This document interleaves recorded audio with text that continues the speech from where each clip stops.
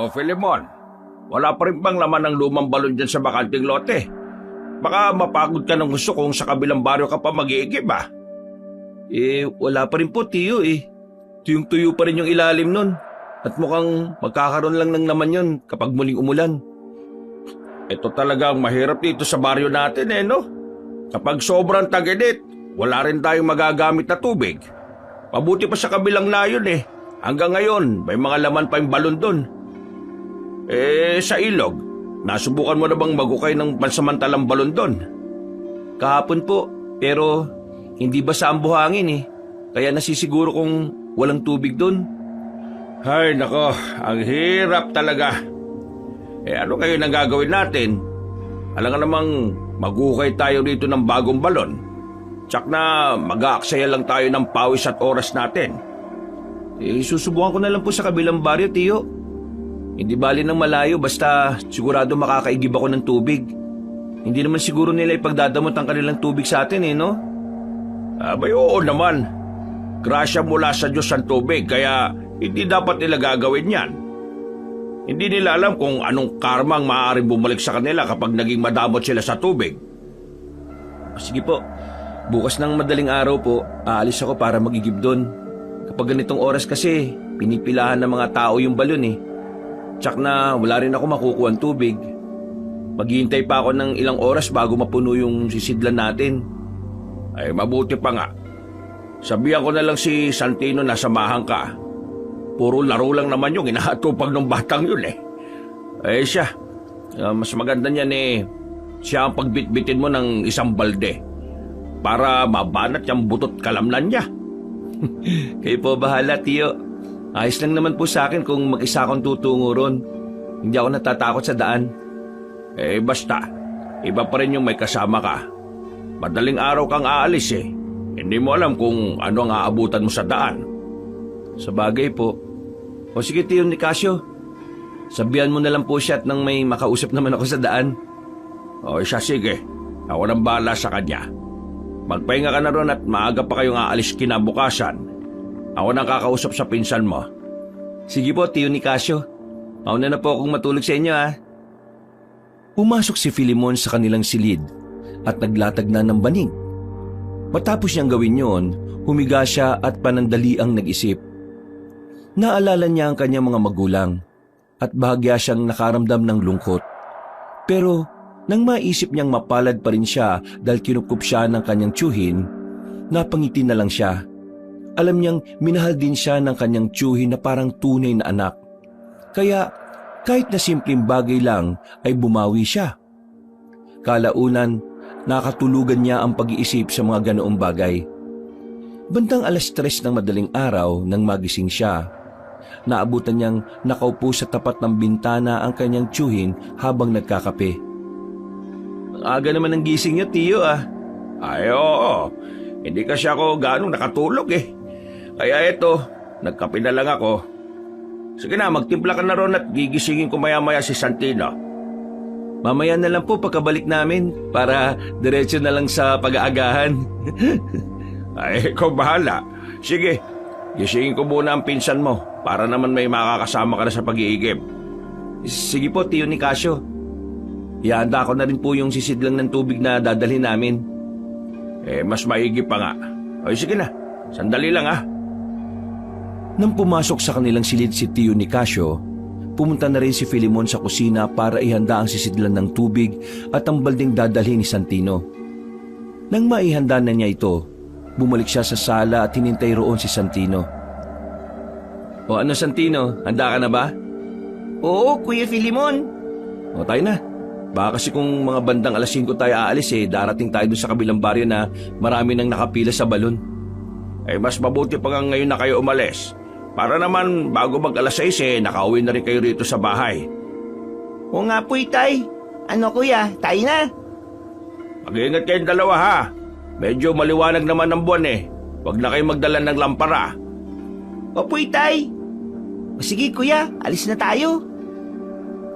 Kinuha ni na Filemon at Santino ang kanilang mga dadalhing sisidlan at umalis na nga sa kanilang bahay.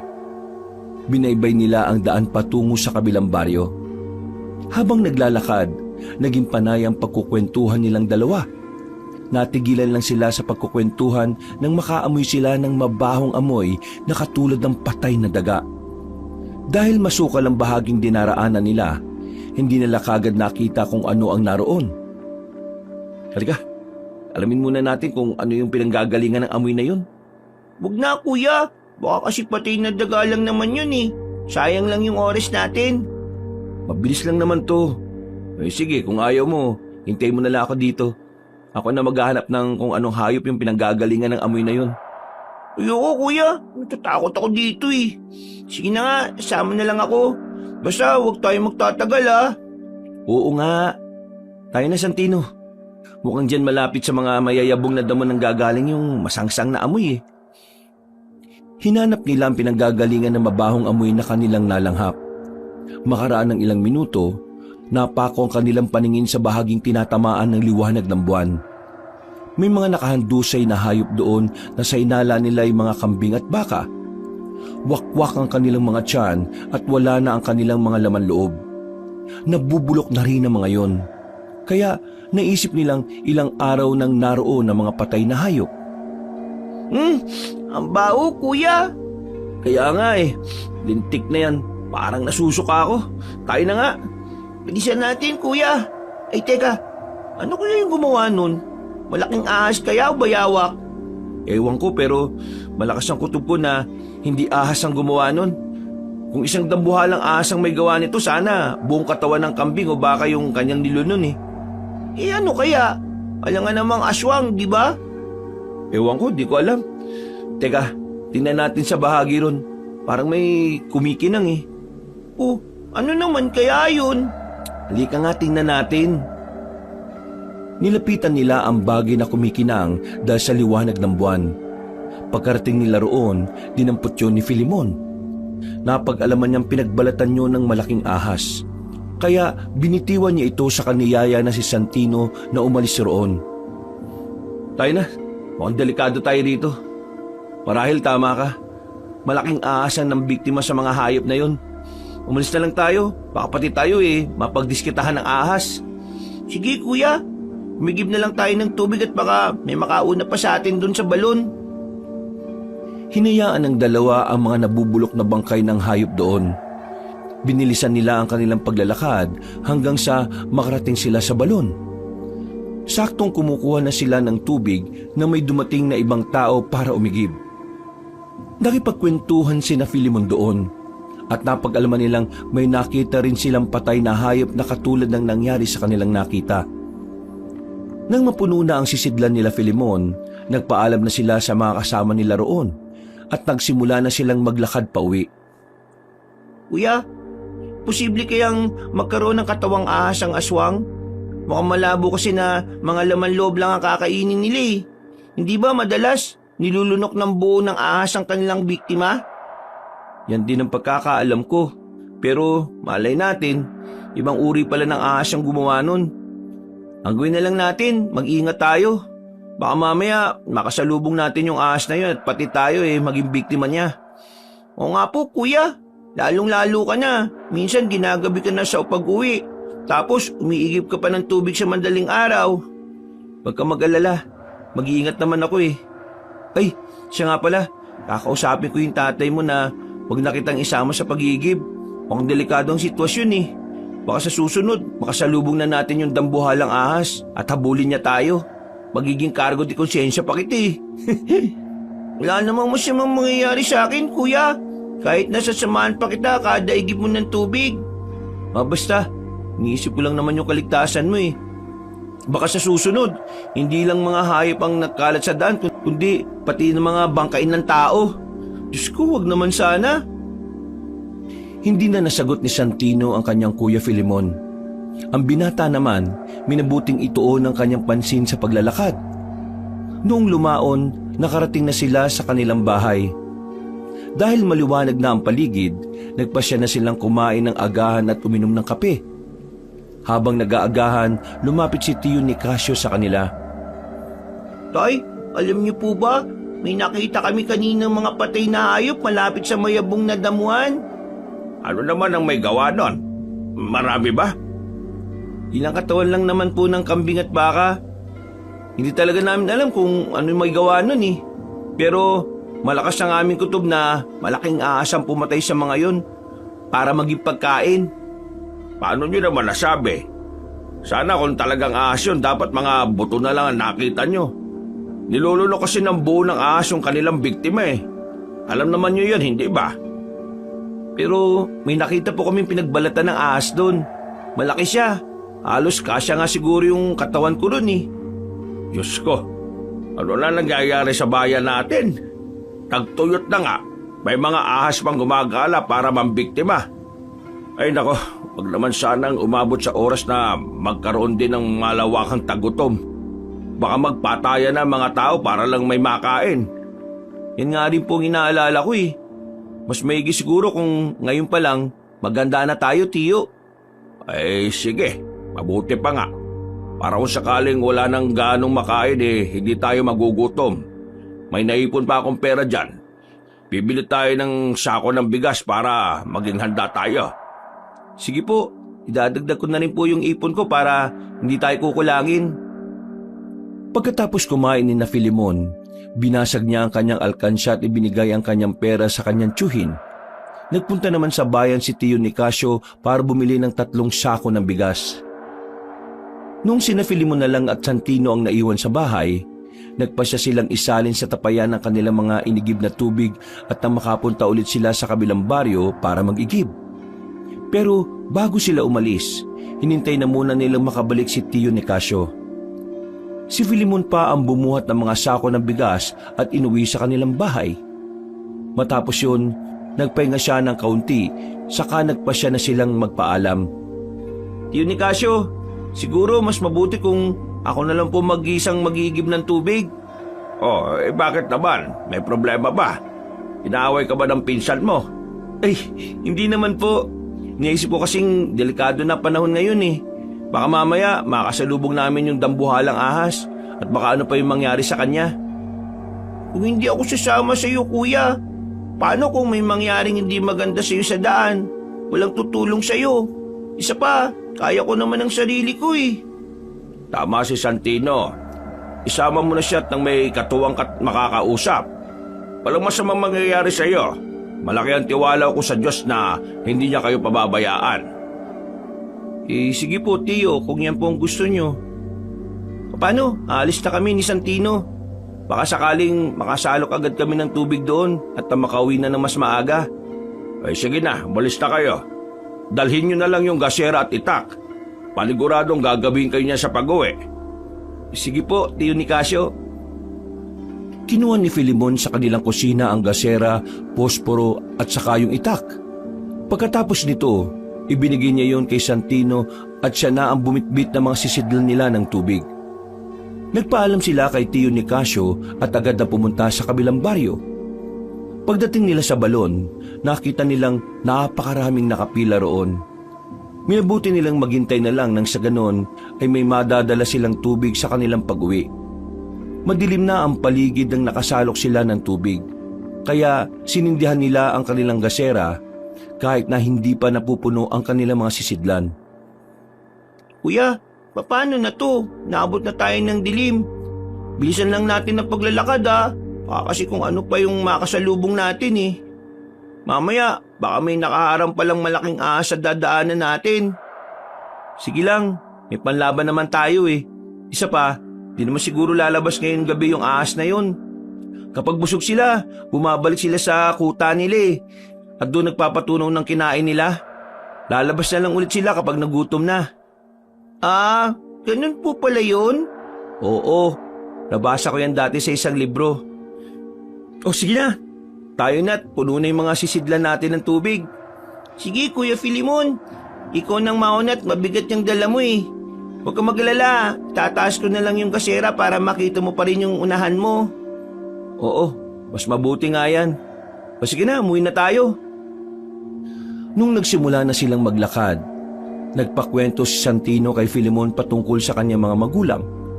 Magiling namang nagkwento ang binata at isinalaysay niya ang lahat ng kanyang naalala patungkol sa kanyang ama't ina. Nasa kaligitnaan na sila ng kanilang paglalakad Nang makaamoy sila ng malansa, nagkatitigan sila at pareho silang nagtanong kung ano ang pinanggalingan ng amoy na yon. Yan na natin yan. Umuwi na lang tayo at paniguradong hinihintay na tayo ng tatay mo. Oo nga kuya, magtataka yun kung bakit ganitong oras na tayo nakauwi eh. Paano ba naman? Maraming mga taong nakapila sa balon. Mabuti nga't may nasalok pa tayong tubig eh. Kaya nga eh. Di bale, kahit mahirapan tayo sa pag-iigib, ang importante, may bigas na tayo ron. Kahit 5 buwan pang maging ganito ang ating sitwasyon, hindi tayo magugutom. Pero nakakapagod po ang magigib. Buti sana kung merong mga agimat tayo. Tsaka na hindi tayo makakaramdam na kahit na kaunting pagod, di ba? Anong agimat ka riyan? Kalokohan. Sa mga pelikula at kwento lang yan, ano? Mas maniniwala pa ako sa mga aswang kaysa dyan eh. Pero alam mo kuya, naniniwala ako sa mga agimat na yan. May mga kinuwento kasi yung mga kaibigan ko sa akin patungkol dyan eh. Santino, basta't wala kang nakikitang patunay, huwag kang maniwala. Lahat ng mga kwentong walang pruweba, nagiging opinyon na lang yan. Eh bakit? Napatunayan mo na ba na may aswang kuya kaya naniniwala ka? Hindi nakasagot si Filimon. Ipinagpatuloy nila ang kanilang paglalakad hanggang sa makarating sila sa kasukalan kung saan nila nakita ang mga nabubulok na katawan ng mga hayop. Binilisan nila ang paglalakad para makaalis kagad doon. Nung ilang metro na ang kanilang layo, napalingon pa si Filimon. Napalunok siya ng kanyang laway nang may makita siyang nilalang na mabilis kong gumalaw. Sa hindi niya inaasahan, munti na siyang matisod. Mabuti na lang nagawa niyang ibalanse ang kanyang katawan. Bakit kuya? May problema ba? Bakit natisod ka? Halika nga rito, Santino. Lapit mo yung gasera at may gusto na ako makita. Ano yung nakausli sa dinaanan mo? Sandali kuya. Ha? Hindi. Katawan ng tao. Sariwa pa yung dugo oh. Ibig sabihin, bago lang siya pinatay. Sino kaya may gawa niyan kuya? Wakwakan siya no? Parang kinagat ng isang dambuhalang hayop. Hindi aasang may gawa nito. Paniguradong may aswang na gumagala rito sa baryo natin. Tayo na, Santino. Kailangan na natin makauwi kagad. Maging si Santino ay nataranta dahil sa kanilang nakita. Ipinasukbit na sa kanya ni Filimon ang itak at nagsimula ulit silang naglakad. Habang papalapit sa kanilang baryo, naging panay ang paglinga nila sa paligid. Ano ba nangyayari sa iyo kuya? Hintay mo ako hoy. Saka na natin pag-usapan yan. Bilisan mo na lang yung hakbang mo. Pagka-uwi natin, sasabihin ko kaagad sa tatay mo yung nakita natin. Kailangan may pagbigay nila sa mga kabaryo natin yung tungkol dun sa bangkay. Sige kuya, mas bibisan ko pa yung pagkakbang ko para naman hindi ako ganang mahuli sa iyo. Huwag ka na rin lumingon. Mamaya, baka kung ano pa yung makita mo riyan, mahirap na. Ipinagpatuloy nila ang kanilang paglalakad hanggang sa malapit na sila makarating sa kanilang baryo. Walang ano-ano, nagulat si Filimon nang makarinig siya ng boses ng isang lalaki. Malakas ang naging pagsigaw niya para manghingi ng tulong. Dahil malapit lang naman yun sa kanilang kinaroroonan. Narinig mo naman yun, hindi ba? Parang may humihingi ng tulong. Hindi kaya yan yung kasagutan ng misteryong patayan na nangyayari dito sa atin? Anong plano mo, kuya? Halika na. Sundan na muna natin yung ingay na yon. Kung hindi man natin mailigtas yung lalaki humihingi ng tulong, baka makita natin yung pumapatay dito. Ikaw bahala, kuya. Basta, kung malalagay tayo sa alanganing sitwasyon, tumakbo na lang tayo paalis, ha? Iwan na muna natin yung mga sisidlan ng tubig. Ano ka ba? Siyempre dadalhin natin. Mamaya mapagalitan pa tayo ni Tio dahil iniwan natin to. Alam mo namang pahirap ang makaigib ng tubig ah. Ay, oo nga pala. Makaraan ng ilang minuto, natigil ang pagsigaw ng lalaki. Dahil alam naman ni Filimon kung saan banda nanggagaling ang ingay, iniwan nila ang mga sisidlan ng tubig at binaybay nila ang pilapil para alamin kung ano ang nangyari sa lalaki. Nang matapos na silang dumaan sa pilapil, pumasok sila sa kusukalan. Dito banda tumigil yung pagsigaw ng lalaki. Kaya mukhang malapit lang din siya dito. Halika Santino, pumunta tayo sa banda ron. Sige kuya, susunod na lang ako sa iyo. Teka, Naririnig mo ba yung mga kaluskos ng tuyong dahon? Oo, kuya. Bakit? Parang ahas ang may gawa nun ah. Baka nandito yung dambuhalang ahas. Huwag na tayo masyadong gumawa ng ingay at baka makaalarma tayo. Natahimik si Santino. Hinalughog nila ang bahaging malapit sa kanila hanggang sa may maamoy silang malansang samyo. Alam nilang dugo yun, kaya hinanap nila ang pinanggagalingan nito. Walang ano-ano, pareho silang natigilan nang makita nila ang katawan ng isang lalaki na nakahandusay sa lupa. Duguan siya at wakwak ang tiyan. Nung lapitan nila ang tao, napatitig na lang sa isa't isa sina Filemon at Santino. Parang kinigat ng kung anong dambuhalang hayop ang tiyan ng lalaki dahil sa forma ng sugat sa kanyang tiyan. Inusisa nila ang katawan nun at napagtanto nilang wala na yung buhay. Kuya, baka hindi pa nakakalayo kung ano man yung gumawa nito si lalaki. Oo nga, kaya huwag ka nang lalayo sa akin ha, diyan ka lang. Magmatsyag ka na rin sa paligid at baka sinusugod na pala tayo. Oo, kuya. Itinaas ko na nga ng gusto itong gasera para mas malapad ang masasakop na liwanag nito eh. Teka, may mga buhok ng tao malapit dito sa bangkay ng lalaki ah. Mahaba at parang makakapal. Hindi ito buhok ng isang tao. At kung may buhok yung umatake sa lalaki, sigurado na hindi siya isang ahas. Ano naman yung posibleng gumawa nito, kuya? Yan ang hindi ko rin alam. Iisa lang ang nasisiguro ko. Hindi taong gumawa nito at hindi rin isang ahas. Tayo na kaya, kuya. Ilang minuto na tayo nandito eh. Baka may magnakaw pa ng tubig na naiwan natin sa daanan. Teka, sandali lang. Huwag muna tayong umalis. Tumimik ka nga muna at magmatsyag tayo sa paligid. Sinunod ni Santino ang sinabi ni Filemon. Habang nagmamatsyag sila sa paligid, naging panay ang lingon ni Filemon. Napapasinghot na rin siya sa hangin hanggang sa may maamoy siyang malansa. Makaraan ng ilang minuto, may napansin silang bahagi roon na parang dinaanan ng isang dambuhalang ahas. Napatakbong malapit doon si Filemon at tinawag niya si Santino para lumapit doon. Nang nakalapit na ang kanyang pinsan, hiniram nito ang gasera at inilawan ng isang ugat na nakausli. May balat na nakakapit sa ugat na nakalitaw sa lupa at mukhang dito rin sa bahaging to dumaan yung dambuhalang nilalang. Sandalit, kukunin ko yung balat na ito. Sige, kuya. Patingin na rin kung balat ng ahas ba yan o ano. Balat ng ahas to. Pero kaibahan lang, mas makapal ito kaysa sa inaasahan ko. Parang balat ng tao na makapal eh. Ewan ko ba, kuya? Naguguluhan na ako. Hindi ko alam kung anong nandirito at nambibiktima. Parang hindi naman ahas yan eh. Pero bakit kung gumalaw eh katulad talaga ng isang ahas? Hindi ko rin alam kung bakit Pareho silang natigilan nung may marinig silang pagkalusko sa hindi kalayuan. Napatitig silang pareho doon. Agad na nagwika si Filemon na susundan nila ang ingay. At hindi naman tumutol ang kanyang pinsan. Sinundan nila ang naririnig nilang ingay hanggang sa nakalayo na sila sa katawan ng lalaki. Nasa kalagitnaan na sila ng kanilang paglalakad nang may makita silang kumikinang sa hindi kalayuan. Nung una, inakala nilang baka kung anong hayop yun. Pero nang lapitan nila, nalaman nilang pinagbalatan pala yun ng isang dambuhalang ahas. Aba, kasya pa yata yung buong katawan ko dyan ah. Subukan ko ngang isuot yan, kuya. Wag na, baka mamaya may lason pa yan at kung ano pa mangyari sa'yo. Halika na, pumunta tayo sa banda ron. Doon patungo yung daanan na parang naging daanan ng ahas eh. Ikaw ang masusunod, kuya. Tayo na. Teka, parang papunta sa paanan ng bundok tong dinaanan ng ahas na to ah. Anong pinaplano mo ngayon, Kuya Filemon? Huwag mong sabihin na susundan ko yung daanang ito kahit na patungo pa ito sa bundok. Hindi ako titigil hanggat hindi ko nalalaman kung anong totoo eh. Malapit lang naman dito sa atin yun. Babalik din ako kagad. Sige na Santino, umuwi ka na sa atin at pabayaan mo na lang ako dito. Hindi kuya, sasamahan kita. Baka mamaya kung paano ka, walang mag-aalalay sa'yo.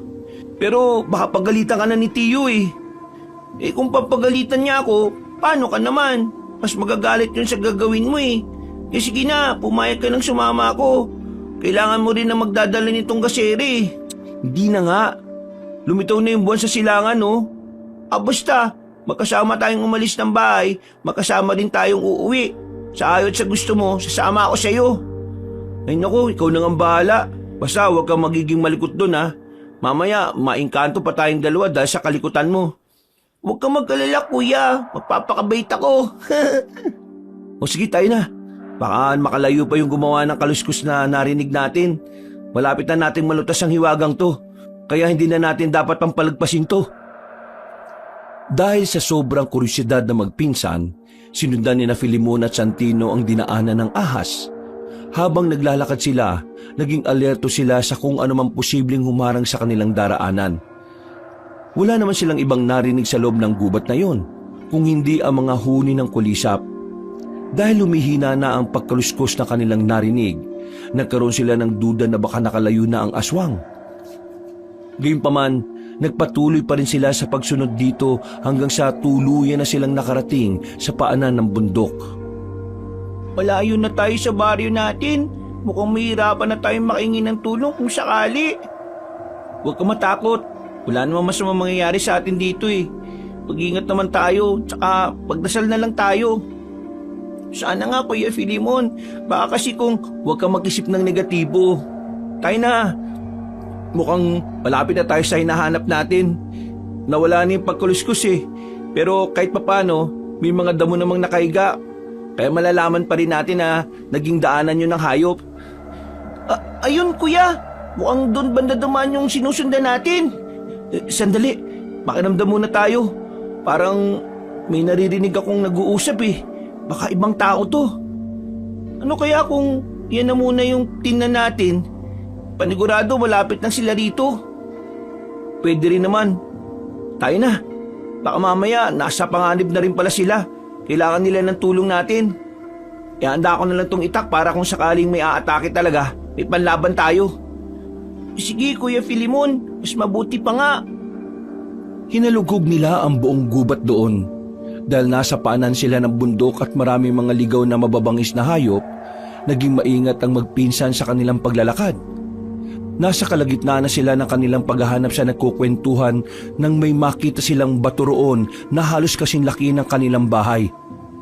Pareho silang kinutuban na doon nagmumula ang pag-uusap, kaya marahan silang tumakbo palapit sa bahaging yon. Patayin mo na yung gasera para hindi tayo mahalata. Tumatama na rin naman dito yung liwanag ng buwan eh. Sige kuya, gagawin ko yan. Maging alerto ka rin ha. Hindi natin alam kung ano nandyan. Baka mamaya, mga aswang pala yung nag-uusap sa likod ng malaking bato na yan. Habang papalapit sila roon, napansin nilang garalgal ang boses ng mga nag-uusap.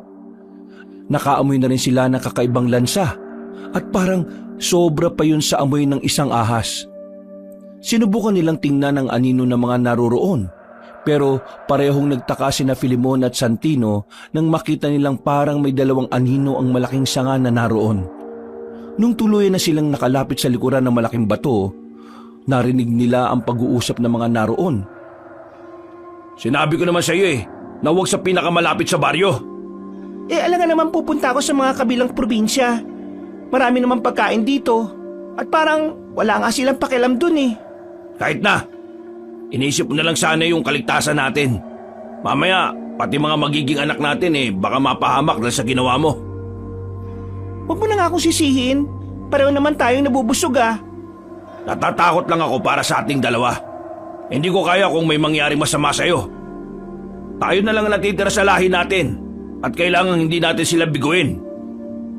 Hindi mangyayari yan. Hanggat may pagkain tayo, hindi tayo manghihina. Mas madali tayo makakapagparami. Hindi na nga ako makapaghintay na mapipisa yung itlog ko na nasa kabilang bahagi ng bundok na to. Basta. Kailangan pa rin natin mag-ingat. Mamaya baka may mga tao tayo makaharap na meron palang kakayahan na labanan tayo. Oo na, Romulo. Busog pa naman tayo, hindi ba? Magpalimig na muna tayo at hintayin nating mapisa yung isang anak natin. Kapag nangyari yun, mahihirapan ng mga tao na patayin tayo. Tama ka riyan, Hernanda. Sige na, magbilad na lang muna tayo sa liwanag ng buwan para mas maging malakas tayo.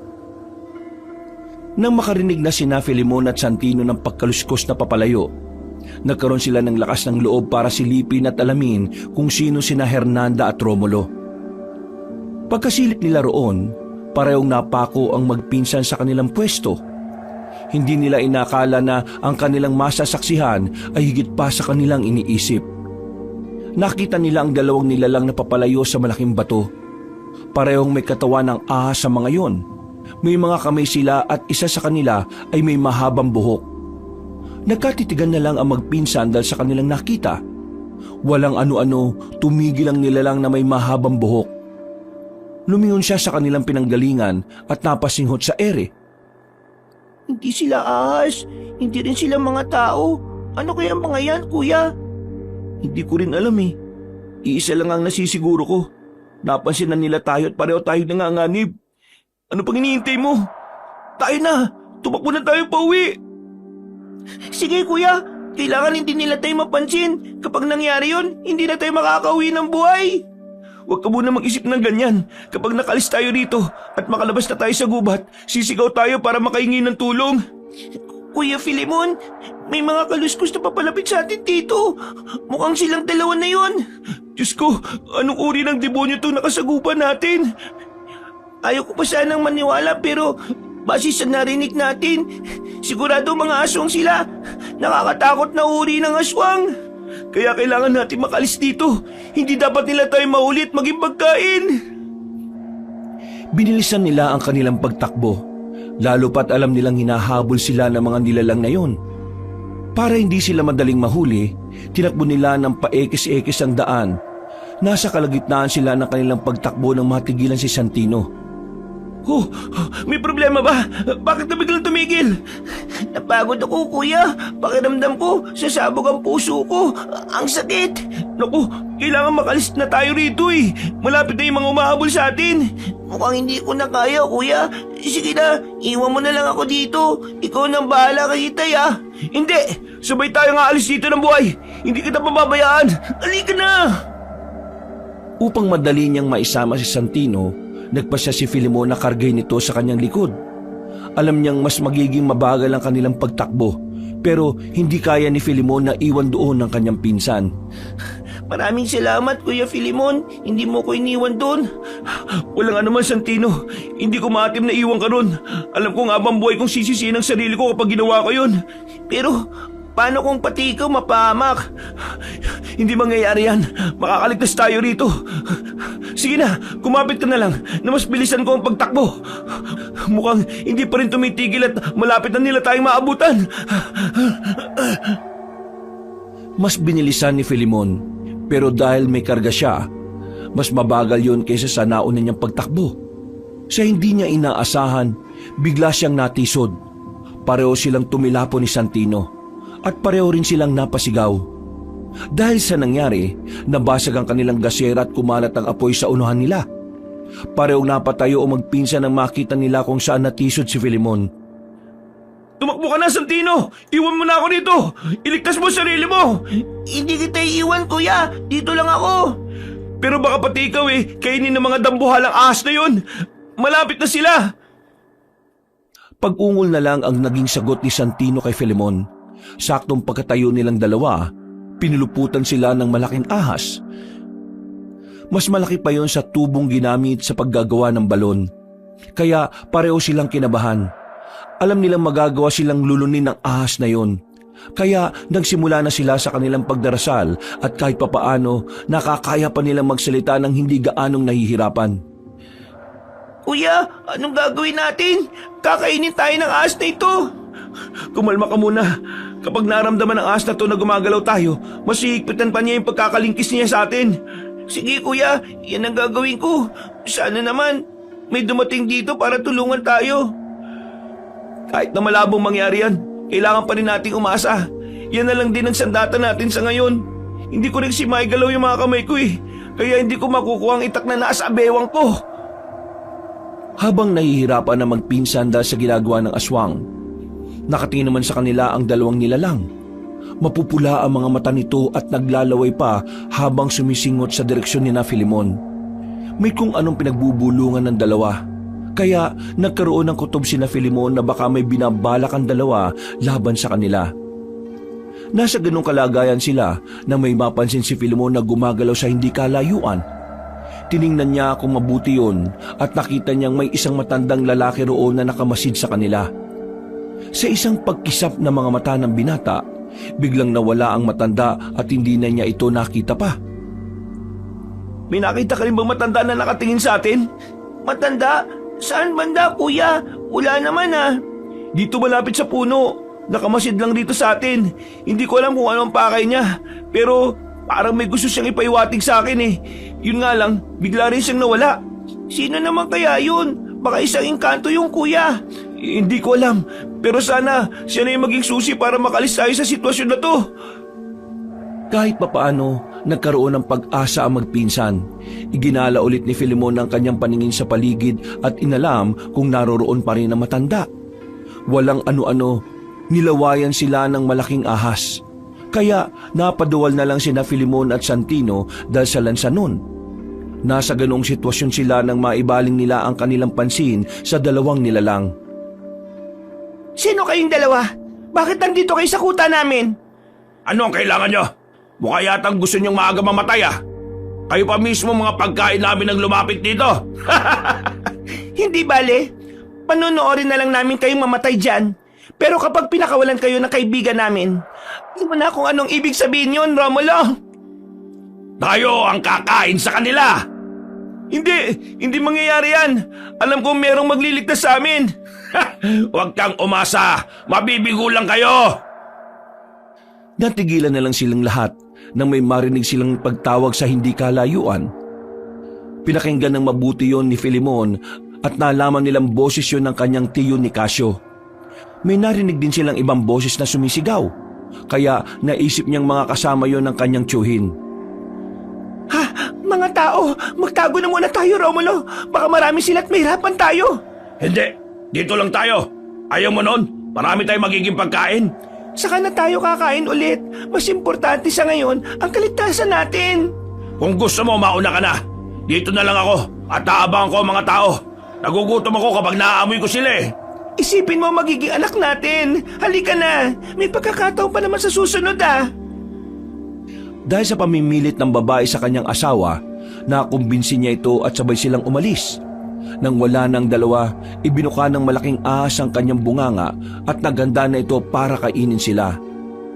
Noong lulununin na sana nito sina Filemon at Santino, biglang dumating si tiyo ni Casio na may hawak na sulo at itak. Kasama niya ang 10 kalalakihan na kanayo nila. Filemon, ano nangyari? Bakit kayo napunta rito? Saka na kami magpapaliwanag, tiyo. Kailangan muna namin makawala rito. Tulungan niyo po kami, tay. Mas umihigpit na yung pagkakapulupot sa amin ng ahas na ito. Ang kasama, lapitan natin ang ahas na yan at patayin. Mag-iingat kayo, tiyo. Malakas ang ahas na to.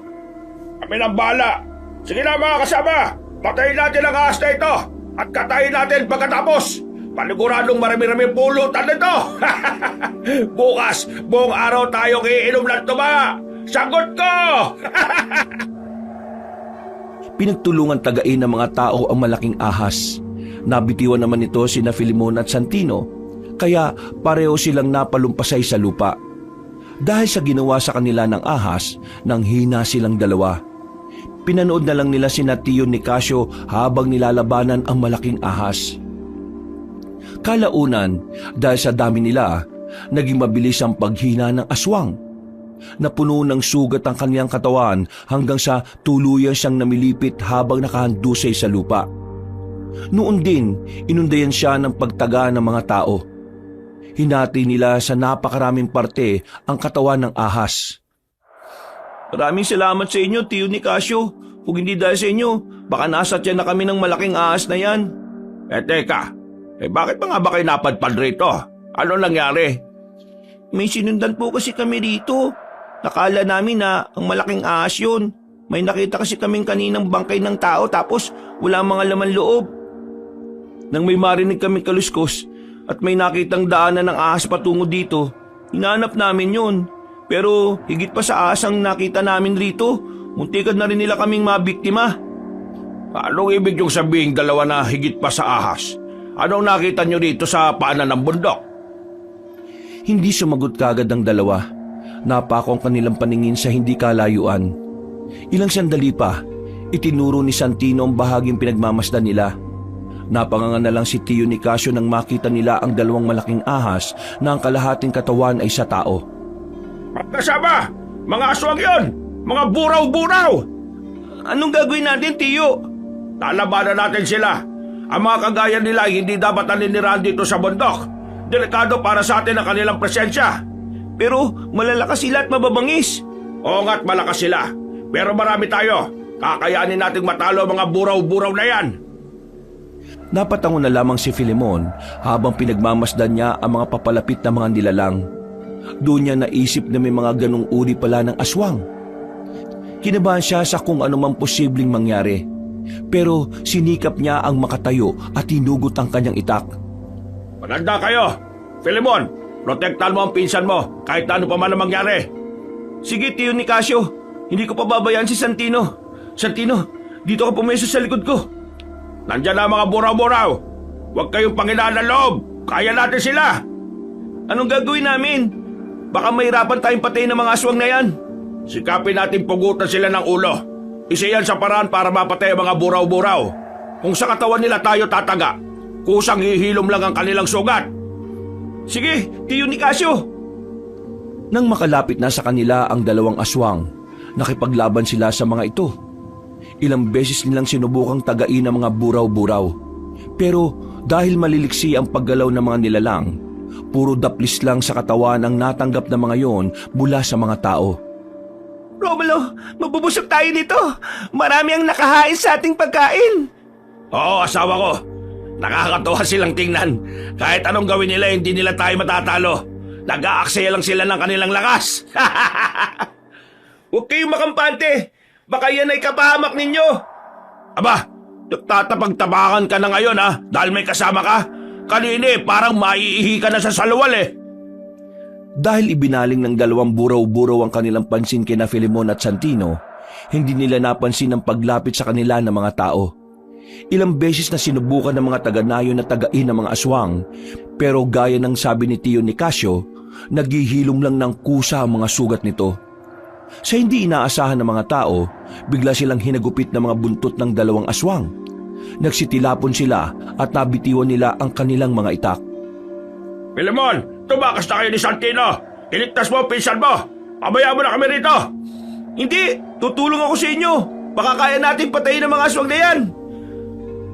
Hahakbang na sana si Filemon para lapitan ng lalaking buraw-buraw, pero biglaan itong gumalaw.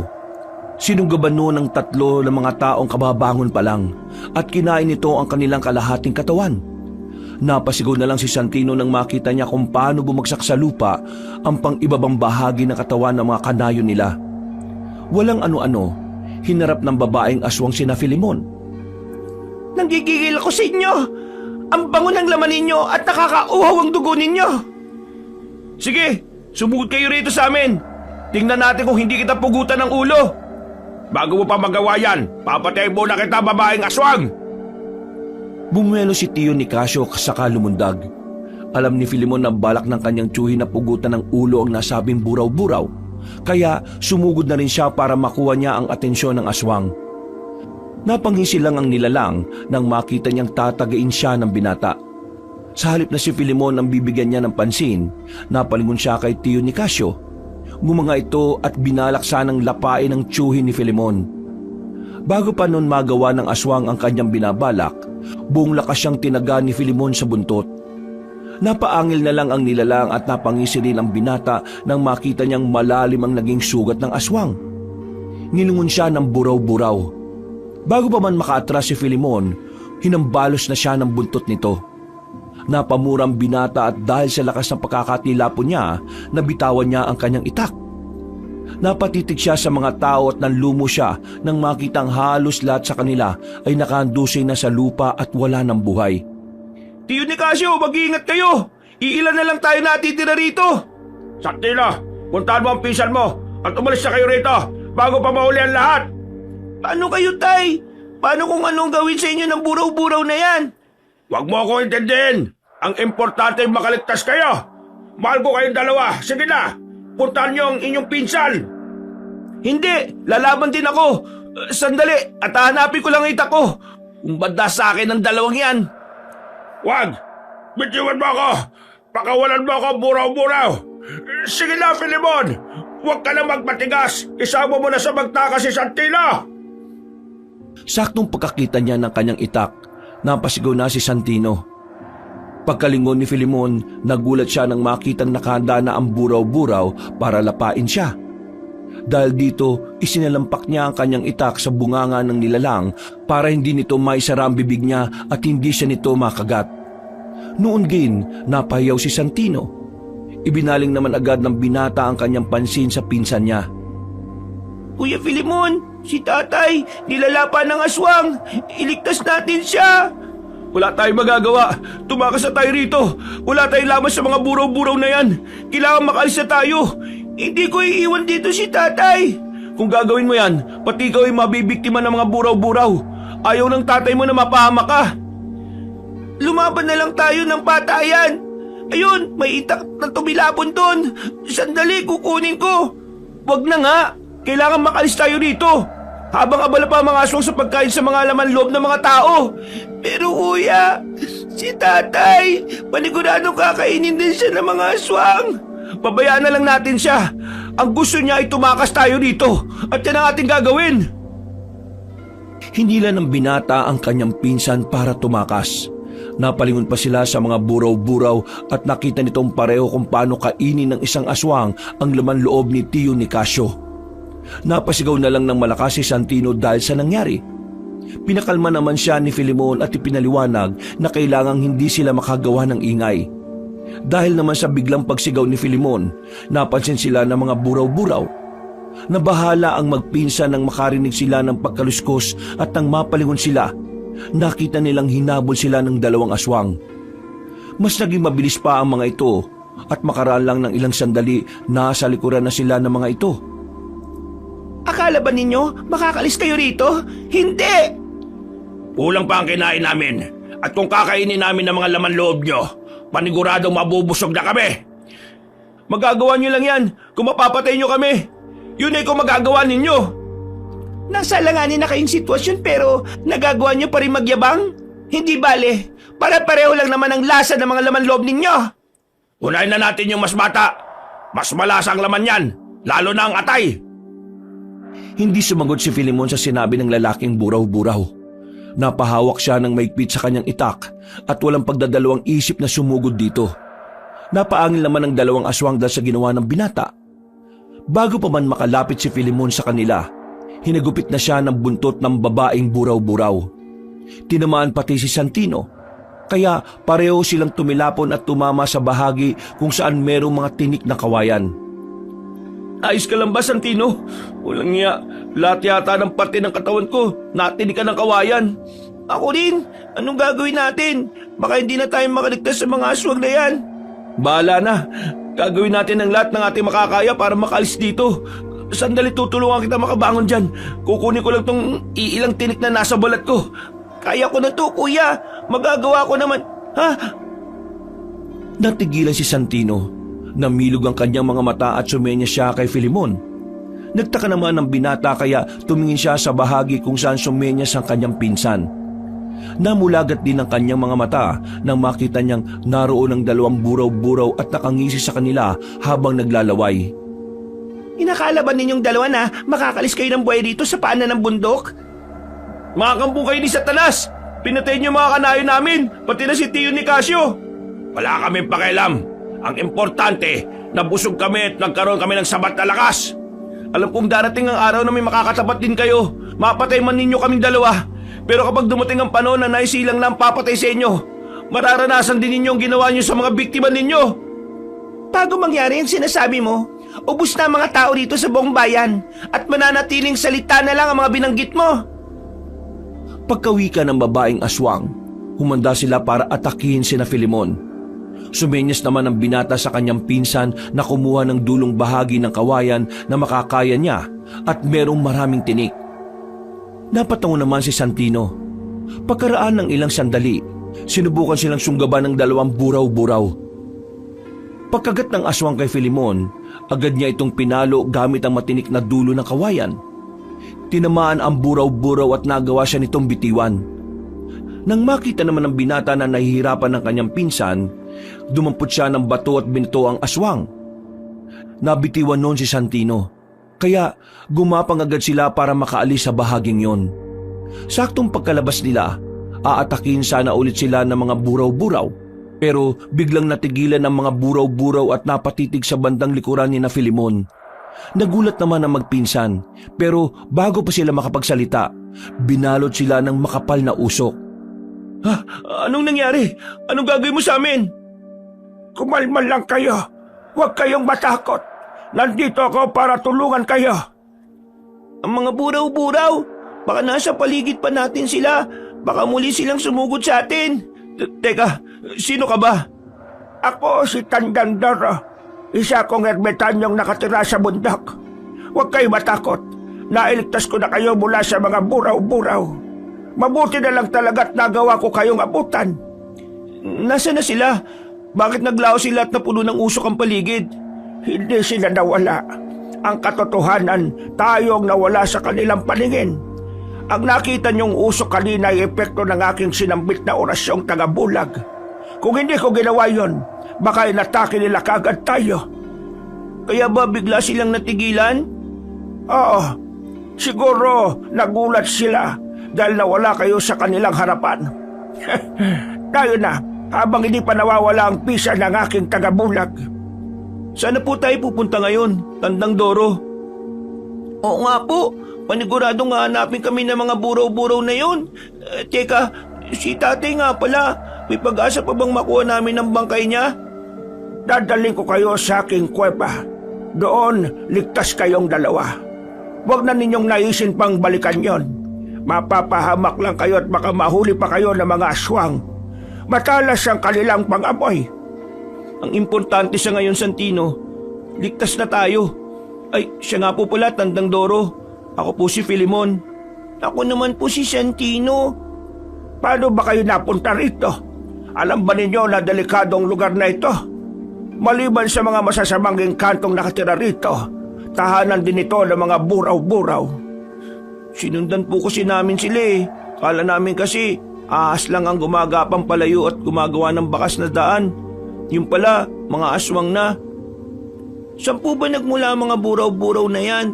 Hindi namin nakalaing may mga ganyang aswang. Ang totoo niyan, nagmula mga buraw-buraw nung isinumpa ng isang mambubunaw ang mag-asawang aswang dahil kinain ng mga ito ang kanyang anak. Mambubunaw? Ano naman po yun? Ang mambubunaw ay mangkukulam na ang ginagamit para manakit ng tao ay mga ahas. Nang naisumpa pa ng mangkukulam ang mag-asawa, nagkaroon sila ng kambal na anak na babae at lalaki. Sa takot ng mag-asawa na saktan ng mga tao ang kanilang anak, dinala nila ito sa isang bundok. Namuhay ang kambal sa kagubatan at kalaunan, nagkaroon ng mga anak. Magmula noon, ang kada buraw-buraw na mahuhuli ng mga tao ay pinapatay nila. At mukhang dalawa na lang ang natitirang buhay rito. Sina Romulo at Hernanda, yan ang pangalan nila. Tama, mababagsik sila. At sa katunayan yan, mas nauna pa silang mamalagi rito. Pero dahil sa antas ng aking kaalaman, natatakot silang makipagsagupa sa akin. Ang tanong nga lang, hanggang saan sila matatakot? Ayaw ko rin dumating ang araw at matatalo nila ako at itutulad nila sa iba nilang biktima. Wala naman po kayong dapat na ikatakot eh. Alam kong kaya nyo silang labanan. Nagawa ninyong mawala sa paningin nila eh. Napatawa na lang ang matandang ermitanyo sa sinabi ni Filimon. Nagpatuloy sila sa kanilang paglalakad at kahit papano, kampante ang magpinsan na hindi sila masusundan ng mga buraw-buraw. Hindi na nila naalaman kung gaano katagal silang naglakad hanggang sa makarating sila sa matarik na bahagi ng bundok. Humakbang si Tandandoro at nang medyo nakalapit na siya sa malaking bato na naroon, ikinumpas niya ang kanyang kamay. Sa isang pag-isap ng mga mata ni na Filimon, gumalaw ang bato at nagkaroon ng lagusan doon. Maaari na kayong pumasok sa aking kuweba. Halina kayong dalawa. Ang galing! Paano niyo nagawa yun? Oo nga po, kung tutusin, napakabigat ng batong yan ah. Kahit 3 tao siguro magtulong-tulong, mahirapan na paggalawin yan. Hindi naman ganon kakomplikado. Ginamitan ko lang ng orasyon ni San Cristobal. Isa pa, buhay ang batong yan at may mga gabay ng engkantor yan na nagsisilbi na ring bantay ko rito. Tayo na. Napanganga na lang ang magpinsan dahil sa mangha. Hinawakan pa nila ang malaking bato at sinubukang itulak, pero hindi man lang ito gumalaw kahit kaunti. Dahil sa ginawa nila, nauna nang pumasok ang ermitanyo. Sumugod na rin ang magpinsan sa kanya. Nung makapasok na sina Filemon at Santino, mas namangha sila nang makita nila ang mga kumikinang na bato roon na nagsisilbing liwanag sa loob ng kuweba. Ang ganda! Ano po yan, Tandang Doro? Mga simpleng bato lang yan na may kung anong mineral na nakapaloob, kaya nagliliwanag. Gaya ngayon, hindi ko na kailangan ng sulo rito. Maliwanag na ang buong tirahan ko. Ibig niyo pong sabihin, ito ang naging bahay ninyo? Aba oo, matagal na panahon na mula nung dito ako tumira. Dito ko na rin nahubog palalo ang aking kakayahan bilang isang ermitanyo. Patawad po, Tandang Doro. Pati kayo inadamay sa gulong to. Pasensya na po kayo riyan kay Santino Maraming tanong eh. Ano ka ba, Filemon? Natural lang naman yan sa mga bata. Isa pa, hindi rin naman ako magsasawang sagutin ang tanong niya. Nakipagkwentuhan si Santino kay Tandang Doro hanggang sa lumaon, nakatulog na siya sa hita ng binata. Hinayaan na muna siya ni Filemon at nang sinatandang Doro na lang at Filemon ang natitirang gising. Alam mo, Filemon, marami na ang nagtangkang patayin ng mag-asawang buraw-buraw na yan. Pero lahat sila ay nangamatay. Ewan ko nga ba, mukhang mga 30 taon na ang nakakaraan. Bakit po nabigo sila? Hindi ba nila alam ang patungkol sa pagpugot ng ulo ng buraw-buraw? Siguro alam din nila. Pero baka hindi sapat ang kanilang kakayahan para pugutan ng ulo ang mga aswang na yon. Maliliksi sila. At kung mas mabagal kang gumalaw kesa sa normal na paggalaw ng tao, magiging pagkain ka lang nila. Bakit po lumabas ulit yung mga yun? Sa 25 taon ko sa mundong ito, ngayon ko lang talaga sila narinig at nakasagupa. Matagal na silang nandito. Pero sa ibang lugar sila nang bibiktima. Baka nagkataon lang na wala silang naramdamang banta sa mga liblib na nayon dito kaya naisipan nilang dito manalasa. Napakawalang hiya talaga ng mga aswang na yan. Pati ang ama ni Santino, dinamay pa nila. Ikinalulungkot ko nangyari sa kanya. Napakalupit talaga ng mga buraw-buraw na yan. Wala silang awa kung pumatay. Balang araw, makakaharap din nila ang kanilang katapat. Kapag nangyari yun, wala nang matitirang lahi ang mga... Teka, may narinig ako patungkol sa itlog ng buraw-buraw. Nayon sa kanila malapit na mapisa. Isa pa yan sa inaalala ko. Kung kaya ko lang sanang labanan ng harapan ng mga aswang na yan, hindi ako magdadalawang isip na ubusin sila. Bakit hindi po ninyo hinanap yung tao na posible makapatay sa mga aswang na buraw-buraw? Sa totoo lang, nahanap ko na. Kailangan ko lang siyang sanayin para mas maging magaling sa pakikipaglaban. Kung ganun po, puntahan natin siya. Nakahanda rin naman akong tumulong kung sakali Hindi na kailangan, Filemon. Ano pong ibig niyong sabihin, Tandang Doro? Hindi ko na siya kailangang panghanapin dahil kasama ko na siya ngayon. At ikaw yon, Filemon. Ako? Paano po naging ako ang hinahanap niyo? Nararamdaman ko ang kabutihan mo at ang kagustuhan mong ipagtanggol ang mga naaapi. Alam kong biglaan ang pagsabi ko sa iyo nito pero kung hindi ka pa handa, maghihintay na lang ako. Hindi naman po sa ganon. Medyo nag-aalangan lang ako. Kasi baka hindi ko makakaya yung mga buraw-buraw na yun Malalakas sila at maliliksi. Kayang-kaya nila akong patayin ng mabilisan kung gugustuhin nila. Huwag kang mag-alala. Kahit na malakas sila, kaya ko naman silang sabayan. Sandali lang at may kukunin lang ako sa supot ko. Ano ba yan, Tandang Doro? Ito ang mutyang kuko ng isang dambuhalang ahas. Sa aking palagay, malapit nang mag-100 taon ng edad ng ahas na pinagkulan nito. Nahuli ito ng mga katutubo at pinagpasapasa nila ang kukong ito hanggang sa makarating na sa akin. Ididikit mo lang yan sa pusod mo at itatali. Paniguradong makakaroon ka ng karagdagang lakas at liksi na kagaya ng isang ahas. Hindi ka rin madaling dapuan ng sakit hanggang nasa sayo ito. Hindi ko po siguro matatanggap yan. Hindi ako karapat-dapat sa mutya ng kuko ng isang dambuhalang ahas, Tandang Doro. Paano mo naman nasabi? Hindi ang kahit na sinong makakapagdikta kung sino ang karapat-dapat para sa isang mutya. Ang Diyos lang ang nakakaalam. Kaya, sige na, tanggapin mo na ito. Magagamit mo ito kapag nakasagupa mo na mga buraw-buraw na yon. Sige nga po, kukunin ko na yan. Maraming salamat po, Tandang Doro. Walang anuman. Teka, ito pala ang pantali na pwede mong magamit. Idikit mo na yan sa iyong pusod. Sige po, gagawin ko yan ngayon mismo. Bukas, kung handa ka na, magsasanay tayo para mapagandaan mo ang mga buraw-buraw. Pero sa ngayon, mas maigi kung pakiramdaman mo muna ang mutya mo. Opo, Tandang Doro.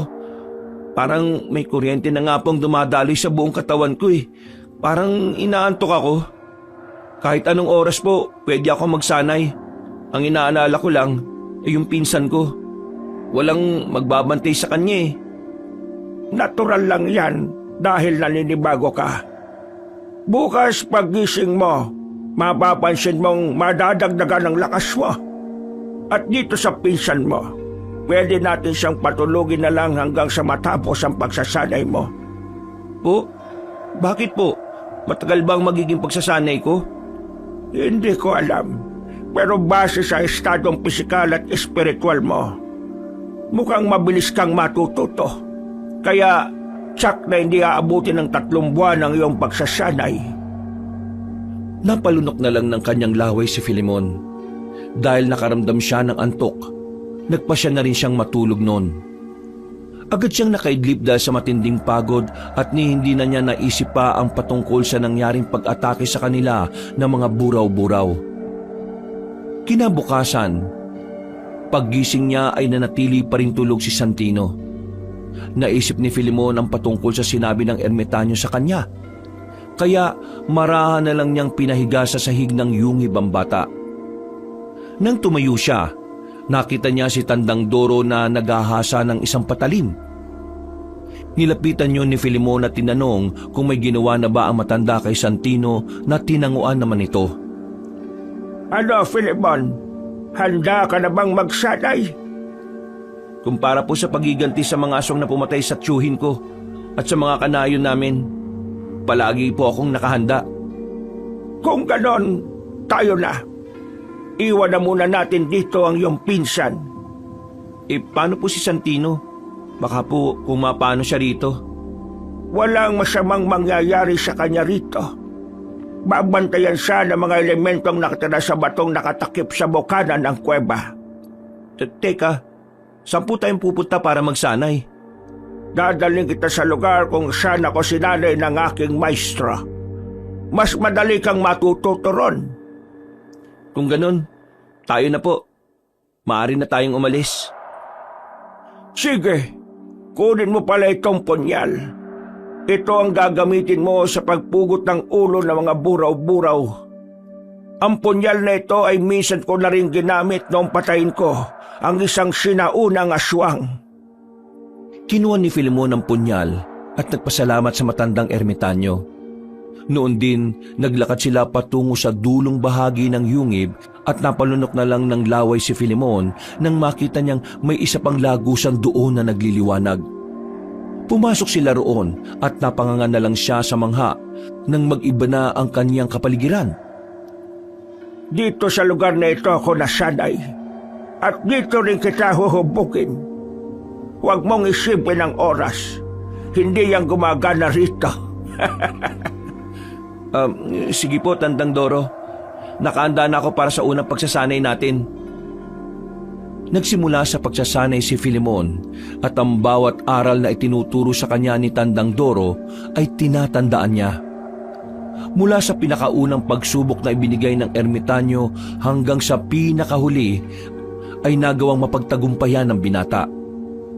Hindi inaasahan ni Tandang Doro na magiging ganon kadali para kay Filemon ang naging pagsasanay nito. Ang inakala niyang pagsasanay na aabot ng mga 3 buwan, nagawang makabisa ng binata ng humigit kumulang 3 araw lang. Bago pa man sila umalis sa nasabing lugar, niyaya ng ermitanyo si Filemon na pumunta sa isang batis kung saan malagkit ang tubig. Hindi naman tumanggi ang binata at sumama na siya sa matanda. Habang naglalakad, Pambihira ka. Nagawa mong matapos ang pagsasanay sa maikling panahon. Ibig sabihin, talagang handa na ang iyong pisikal at espiritual na katawan para harapin ang mga buraw-buraw. siguro nga po handa na ako. Wala akong ibang iniisip kung hindi ang mga taong pinatay ng mga aswang na yun eh. Tuwing ipipikit ko rin ang mga mata ko, mukha ni Tio Nicasio na nagmamakaawa ang nakikita ko. Talagang napakalupit ng mga aswang na yon. Hindi bale, dahil handa ka na at nasa iyo na ang mutsa ng kuko ng dambuhalang ahas.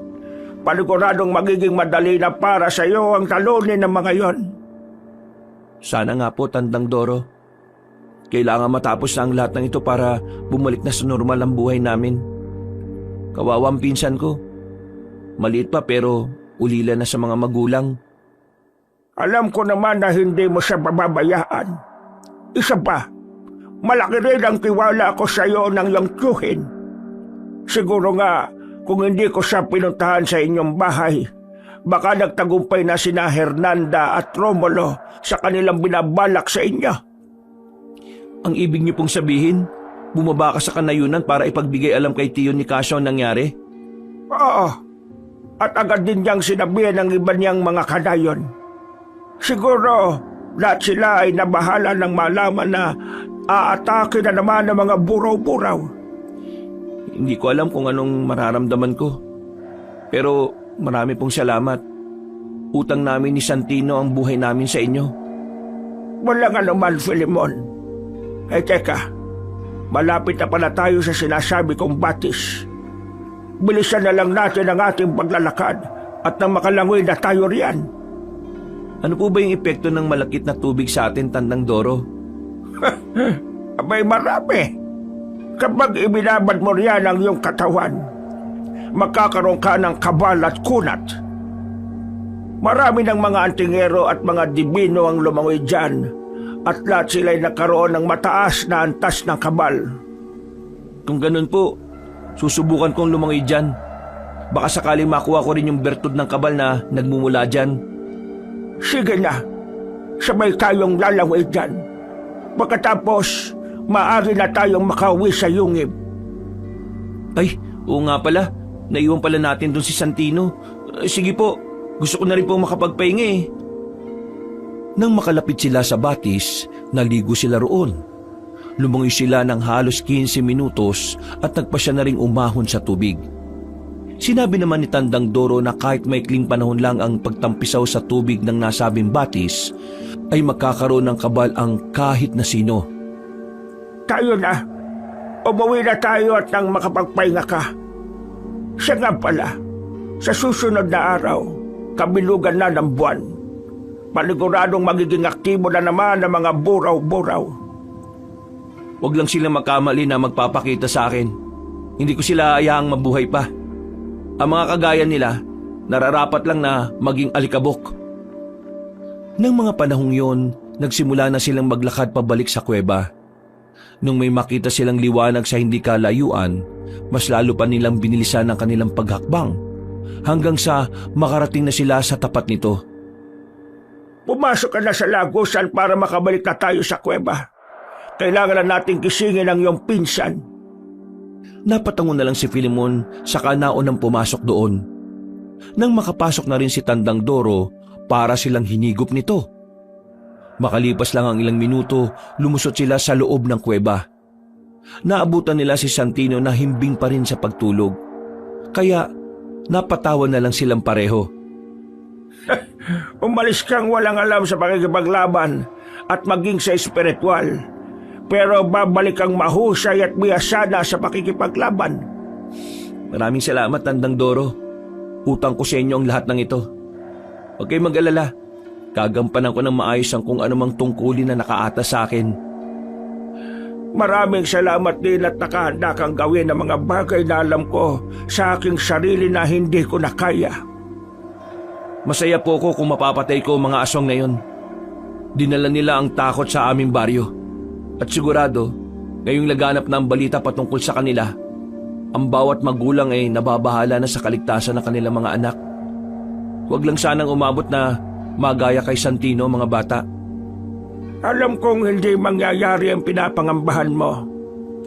Bago pa man magawa ng mga buraw-buraw ang iniisip mo, napatay mo na silang dalawa. Sana nga po. Gabayan din ako sana ng Diyos sa misyong kong ito, Tandang Doro. Pagkatapos ng kanilang maikling pagkukwentuhan, inurasyonan ng matanda si Santino para magising ito. Panandalian ding nagpaalam si Tandang Doro para kumuha ng kanilang makakain. Nung wala nang matanda, ikinuwento ni Filimon sa kanyang pinsan ang nangyari. Sinabi na rin ng binata na pinatulog ng ermitanyo ang bata ng ilang araw. Namangha naman si Santino at sinabi na nakahanda siyang tumulong sa binata sa pagpatay sa mga buraw-buraw. Makaraan ng humigit kumulang 30 minuto, nakabalik na ang ermitanyo. May dala itong prutas at pinagsaluhan nila yon. Pagkatapos kumain, nakaramdam na matinding pagod ang binata. Dahil dito, buong araw siyang natulog. Nagising na lang siya nang yugyugin siya ni Tandang Doro at paalalahan ng kabilugan ng buwan noong gabing yon. May nakita akong mga tao dito sa gubat. Palagay ko, mga dayo lang sila at naisipan na magpalipas ng gabi rito. Ano pong kailangan nating gawin? Magbantay lang tayo sa paligid.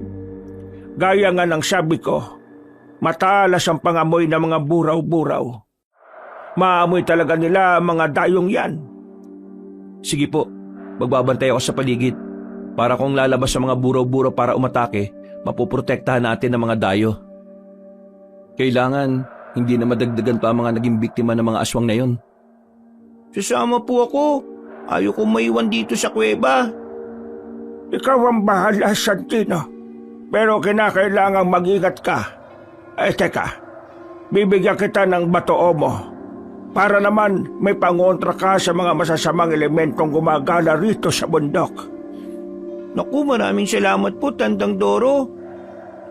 Saktong pagkabigay ng matandang ermitanyo ng Bato mo kay Santino, nakarinig sila ng malakas na sigawan.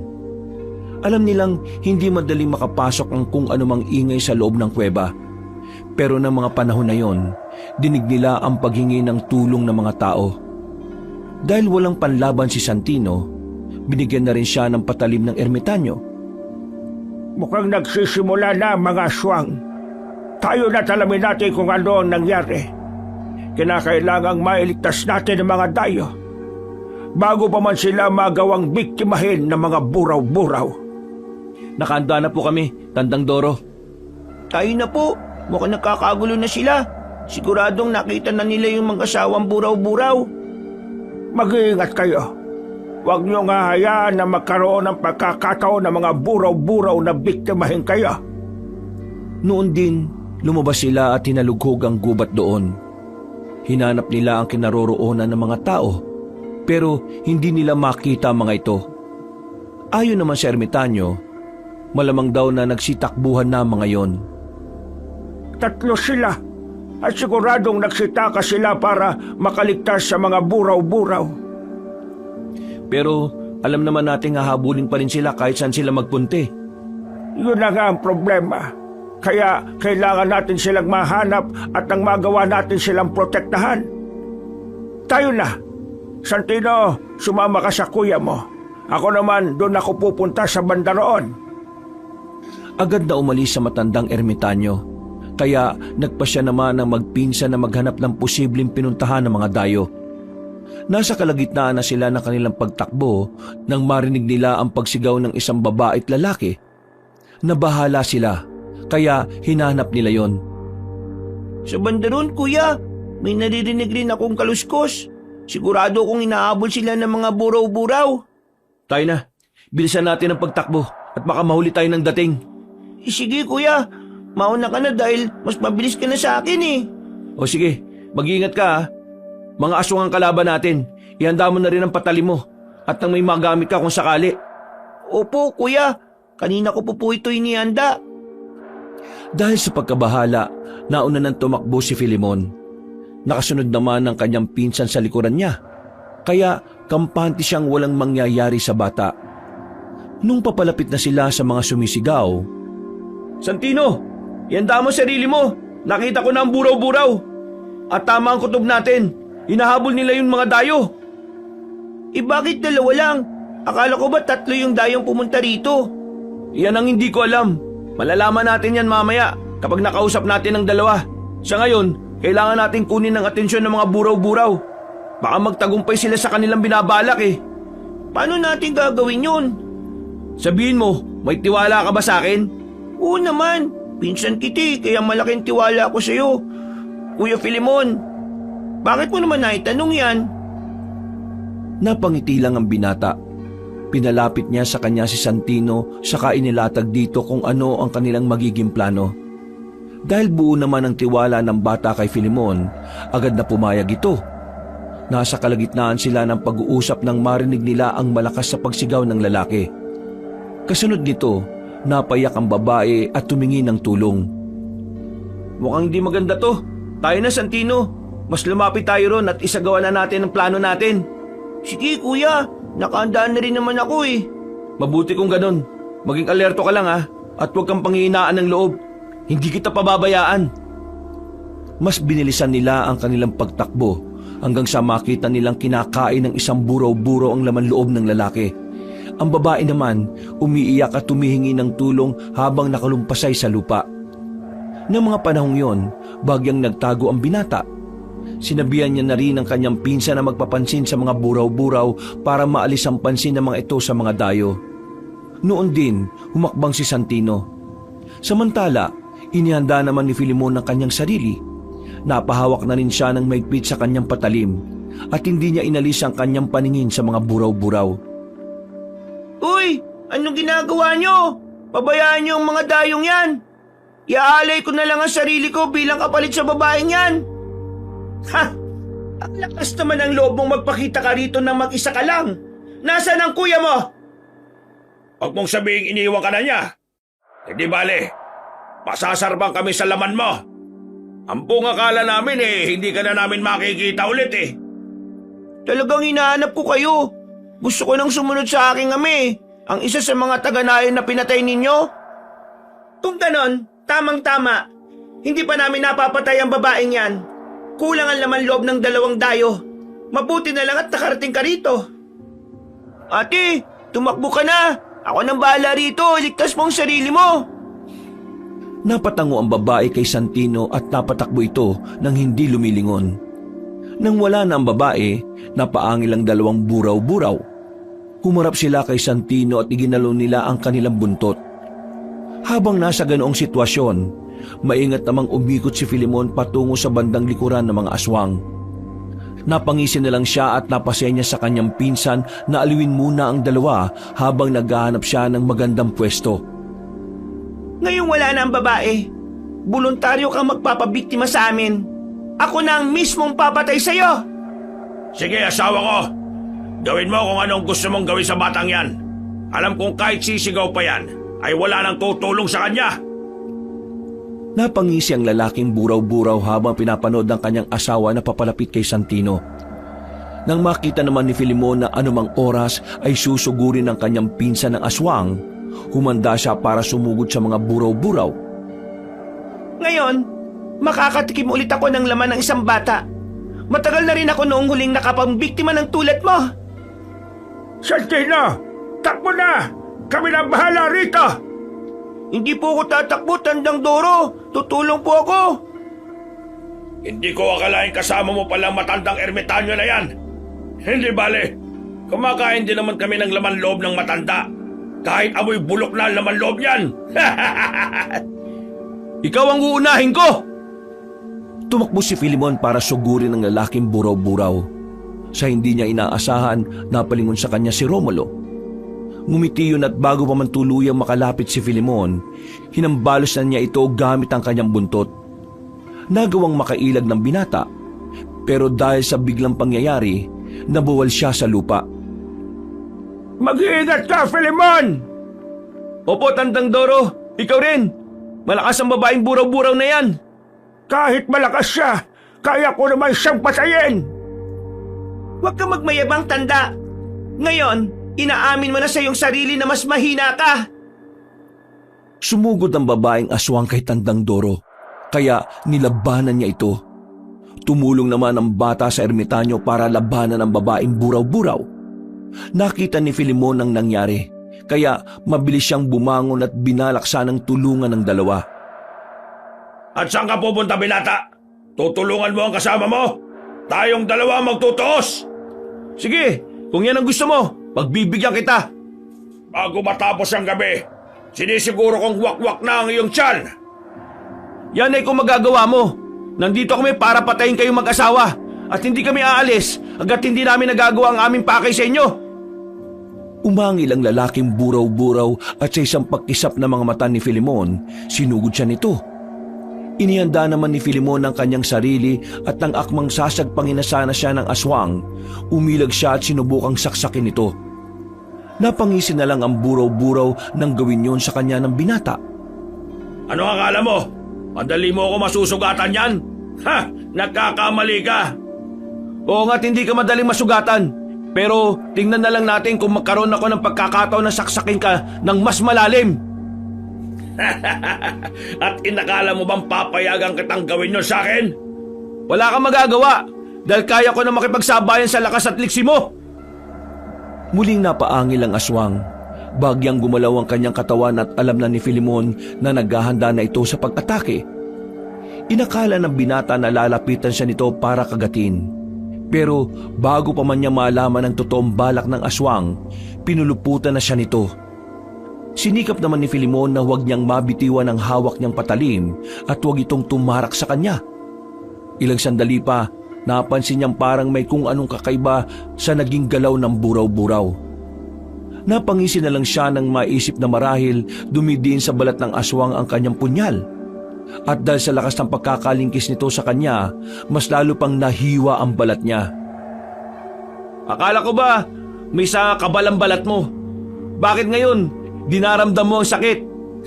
Gusto ko lang ipaalam sa iyo na ang punyal na hawak ko ay bigay pa sa akin ng ermitanyo at ito ang ginamit niya para pumatay ng mga aswang.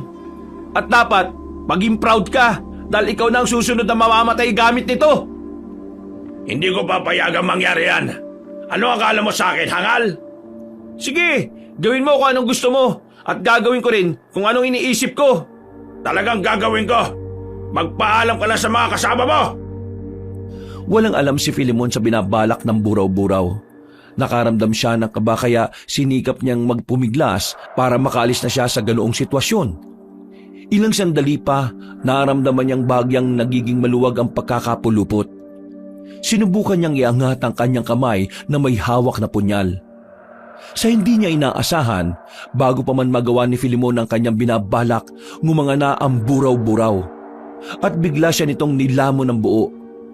Sobrang nataranta si Filimon, kaya nag-isip siya ng kanyang pwedeng gawin. Gagamitin sana niya ang kanyang patalim para kumapit sa bunganga ng aswang, pero bago pa man niya magawa ito ay dumaus-us na siya. Nung mga panahon yun, naisip niyang itarak ang patalim niya sa loob ng katawan ng nilalang. Nang magawa niya ito, naging malikot ang buraw-buraw. Palatandaan na nasaktan ito. Hindi tumigil si Filimon at mas lalo pa niyang diniinan ang kanyang punyal sa loob ng tiyan ng nilalang. Nagulat na lang siya nang magawa niya itong mahiwa at tuluyan siyang makalabas mula sa tiyan ng aswang. Anong ginawa mo sa akin? Hayop ka! Ikaw ang hayop! Kayo ang rason kung bakit maraming namatay dito sa liblib na lugar. Dahil nararapat lang din naman sa mga taong kagaya mo ang kamatayan. Alam mo kung kanino talaga dapat yon? Sa inyo! Ngayong nahiwa ko ng tiyan mo, madali ko nang mapupugot ang ulo mo! Yan ay kung magagawa mo. Hernanda, tulungan mo ako. Ha? Hindi! Nasaan ang asawa ko? Iniwan ka na niya. Alam niyang mahina ka na at wala nang laban. Mukhang ayaw niyang maging kagaya mo. Hindi ito maaari. Sige na, Filemon. Pugutan mo na ng ulo ang aswang na yan.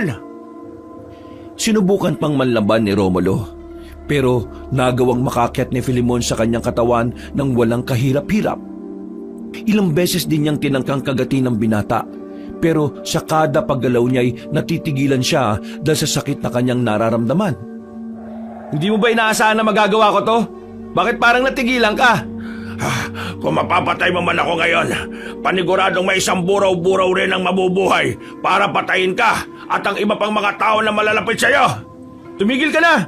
Huling salita mo na yan dahil pupugutan na kita ng ulo! Ngumanga ang lalaking buraw-buraw para sana muling lulunin si Filemon.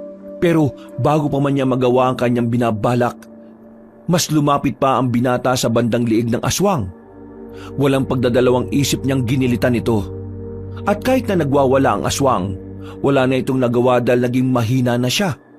Kalaunan, nagawa ni Filemon na pugutan ng ulo ang lalaking buraw-buraw. Kasabay ng pagbagsak ng katawan ng aswang, lumapag din sa lupa ang binata. Tandang Doro, ano nangyari? Paanong... Mas malakas ang babaeng buraw-buraw kaysa sa lalaki. Munti ka na niya kung mapatay. Mabuti na lang at naorasyonan ko siya para makaramdam siya ng kaba. Nang makita naman niyang ginihiwa mo ang tiyan ng asawa niya, doon na siya nataranta. Siguro, kung hindi mo nagawa yon, hindi rin ako makakapag-orasyon. Baka nakain na ako ng buraw-buraw na babae. Diyos ko po, mabuti na lang, yun lang ang natamo mo. Teka, tutulungan na po kita dyan, Tandang Doro. Maraming salamat. Sige, kaunti lang ito. Wala naman nangyaring maluma sa akin. Panigurado na dahil lang ito sa lakas ng mga buraw-buraw na yan. Madali lang naman itong gamutin. Mabuti na lang talaga, tumakas yung babaeng buraw-buraw. Kung hindi lang sana ako tinulak kanina ni Tandang Doro, nagtagumpay ang aswang na yun na makain ako. Maraming salamat po, Tandang Doro. Hindi bali na. Saka na natin problemahin yung buraw-buraw na yon. Ang mahalaga, napatay natin yung asawa niya at hindi na tayo mahirapang patayin yun. Sige, umuwi na muna tayo sa kuweba. Maganda tayo para sa susunod na paghaharap. Kailangan sa pagkakataong yon, mapatay na natin ang babaeng buraw-buraw. Tama po kayo, Tandang Doro. Kapag hindi natin napatay si Hernanda, may posibilidad na marami pa ang kanyang mabibiktima. Minabuti nilang tatlo na bumalik na muna sa kuweba. Hindi na nila sinundan pa at inalam ang kalagayan ng babaeng dayo dahil alam nilang nakalayo na rin ito sa paanan ng bundok. Nung makarating sila sa yungib, nagpahinga silang tatlo. Napag-usapan din nila ang patungkol sa itlog ni Hernanda na posibleng mapisarin at maging salot sa mga liblib na baryo. Dahil dito, pinagplanuhan nilang hanapin yon at sirain. Nagpahinga muna sila ng mga 3 araw dahil wala naman rin pagsugod ang babaeng buraw-buraw. Pagkatapos nito, nagsimula silang magplano kung paano nila susugurin ang kuta ng buraw-buraw para mabasag nila ang itlog nito. Nung makabawi na sila ng kanilang lakas, hinalugog nila ang buong kabundukan para mahanap lang ang pugad ng babaeng buraw-buraw. Inabot sila ng halos 1 linggo pero hindi sila tumigil. Isang takip silim, May yungib sa banda roon at naamoy ko ang lansan ng bukana ron. Malakas ang inala kong naroon ang kuta ng buraw-buraw at doon na rin natin matatagpuan ang mga itlog niya. Kung ganun, pasukin na po natin at ang matapos na to. Oo nga po, Tandang Doro. Madali lang naman po sigurong basagin ang itlog ng aswang na yun, no? Tama ka, Santino. pero delikado sa loob. Ako na lang muna ang papasok at nang hindi tayo kaagad mapansin. Magbantay na lang muna kayo rito. Paano po kung nandyan yung buraw-buraw? Sa mga oras na ito, siguradong tulog pa siya. Hindi pa naman gaanong madilim ang paligid. Aktibo lang yan kapag gabi na. Kailangan ko lang bilisan dahil baka magising siya at maabutan niya ako. Napatango ang magpinsan sa sinabi ng ermitanyo sa kanila. Sinundan na lang nila siya ng tingin nung makapasok na ito sa yungib. Makaraan ng ilang sandali, parehong kinabahan sina Filemon at Santino dahil sa pangyayari. Dahil dito, minabuti nilang dalawa na silipin ang loob ng yungib.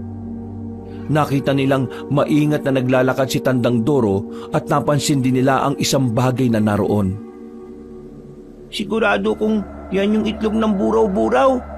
Kung mababasag ni Tandang Doro yung itlog, mawawala na ng tuluyan ang lahi nila. Kaya kailangan din natin patayin si Hernanda. Kapag wala na siya, maipagiganti na natin ang tatay mo at mailigtas pa natin ang maraming tao. Uy, ayan na kuya. Malapit na si Tandang Doro sa itlog ng buraw-buraw. Teka, mukhang iba yung pakiramdam ko, Santino. Tara, sundan natin siya. Mukhang delikado yung sitwasyon niya. Pero baka kung magising ang buraw-buraw, panigurado na nandyan lang yan sa loob eh. Hintayin na lang muna natin dito si Tandang Doro. Napabuntong hininga na lang si Filemon dahil sa sinabi ng kanyang pinsan. Kagaya ng sabi nito, nagpasya na lang sila na hintayin ang matandang ermitanyo sa labas ng kuweba. Makalipas ang ilang sandali, nakarinig sila ng pagmumura ng ermitanyo sa loob at kasunod nito may kung anong nabasag doon. Napangisin na lang ang magpinsan dahil alam nilang napagtagumpayan ni Tandang Doro na basagin ang itlog ng buraw-buraw. Nabahala na lang silang dalawa nang hindi nila inaasahan ay nakarinig sila ng pag-angil. Naging malakas ang kutob nila na ang buraw-buraw yun, kaya sinubukan nilang sumilip. Saktong pagkabaling nila sa loob ng kuweba, sumilip din sa kanila si Tandang Doro. Nagtaka pa ang magkapatid dahil hindi siya nagsasalita at ulo lang ang kanyang ipinapakita. Ano, Tandang Doro? Nagawa mo na bang basagin ang itlog ni Hernanda? May narinig kasi kaming ingay sa loob eh. Mabuti po't hindi rin nagising ang buraw-buraw. Kung nagising siya, panigurado na nahuli na niya kayo at napigilan siya. Ha? Oo! Nagawa kong basagin ang itlog. Wala na ring susunod na henerasyon ng buraw-buraw. Ha? Hernanda? Anong ginawa mo? Alam kong hindi ikaw si Tandang Doro. Ikaw babaeng buraw-buraw. Ako nga! Anong inakala ninyo? Mabubuhay pang matandang ermitanyo pagkatapos siyang basagin ang itlog ko? Ang taging pag-asa ng aming lahi! Anong ginawa mo kay Tandang Doro? Ang sama mo talaga! Mas masahol ka pa sa demonyo! Simple lang, kinain ko ang kanyang laman loob at pagkatapos binali ang kanyang leeg para madali para sa akin ang pugutin ang kanyang ulo. Nung naihiwalay ko na ang kanyang ulo, tinuro ko ang kanyang katawan. Inakala ko ngang may kabal siya pero ang hindi niya alam, walang silbi ang anumang proteksyon ng tao rito sa loob ng yungib ko. Ito ang ulo niya! Saluin niya! Ipinasa ng buraw-buraw ang ulo ni Tandang Doro kina Filemon. Napatras naman ang magpinsan. At noon lang nila nalaman na hinawakan lang pala ng aswang ang ulo ng ermitanyo. Napangisip pa sa kanila si Hernanda at napaangil. Humanda na rin ito para lumabas sa kanyang kuweba. Humanda kayong dalawa! Talagang nakahanda na kami. Hindi mo kami magagawang talunin. Kahit pa na isa kang aswang at kami mga tao lang. Noong nakaraan pa ako nananabik sa mga laman loob ninyo. Ngayon, sigurado na ako magagawa ko ng kainin ng mga yan. Hanggang imahinasyon mo lang yan. Hindi kami natatakot sa iyo, buraw-buraw. Noon din, lumabas si Hernanda sa kuweba.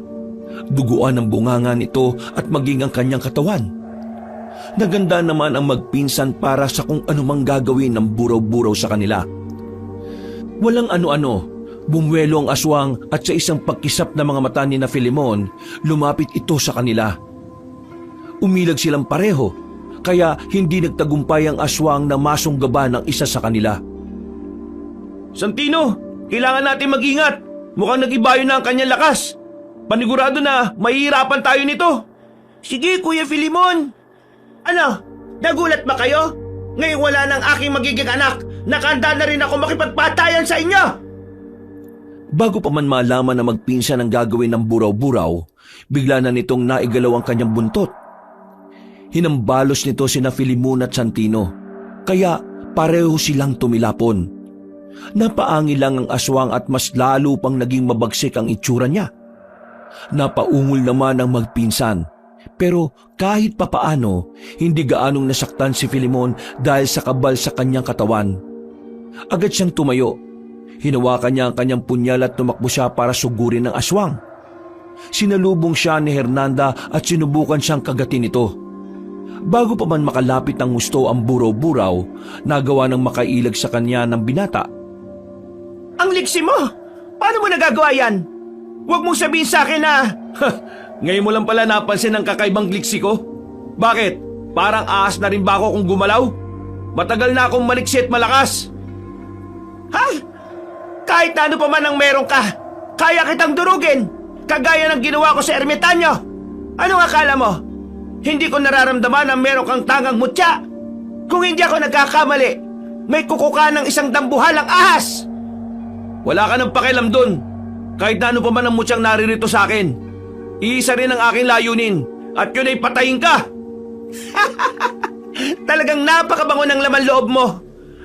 Ngayon pa lang, alam kong mabubusog ako sa atay at bituka mo. Nung mapansin naman ng binata ang paghahanda ng aswang, iginala niya ang kanyang paningin sa paligid. May nakita siyang malaking bato, kaya napangisi siya at inihanda ang kanyang sarili. Sa isang pagkisap ng mga mata niya, umatake ang buraw-buraw upang sagpangin ang kanyang tiyan. Pero tumakbo si Filimon para bumuelo. Hinabol siya ng aswang, kaya mas binilisan na niya.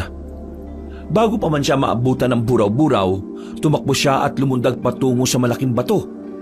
Nakita niyang malapit na sa kanya ang aswang, kaya muli siyang lumundag para maabot ang ulo ni Hernanda. Nung nasa ere na siya, biglang ipinihit ng buraw-buraw ang kanyang katawan, sabay hambalos kay Filimon gamit ang buong lakas niya.